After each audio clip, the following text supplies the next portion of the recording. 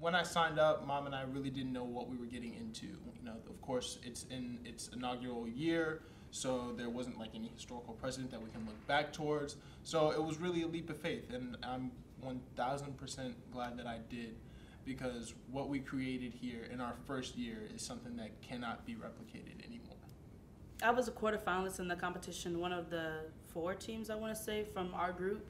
And I agree with Jordan in that there was this stigma or this feeling of pressure, not only from disproving the stigma around African American children and their intelligence, but also this pressure of being the first. We are the inaugural class of this group, and we had to make footprints that people could follow, and I think we did that by winning and bringing it home to Atlanta. I felt like it wasn't a direct doubt from any specific person, but just the stigma around who I was, what this group was, the stigma that we were only there because we were black, like we all were there just because this program was created. I felt like that created almost institutionalized stigma and negative stereotypes against us. So I felt like that's where the majority of the doubt came from. For me, I started debate because I knew that I just wanted to be a great speaker.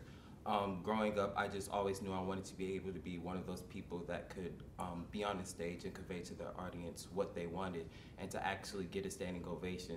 It does sound, it sounds cheesy, but that was definitely my idea of being a good debater, just being able to convey everything that I felt in a way that I could connect with somebody else. I think a lot of it had to do with representation and us wanting to be a model for our own communities.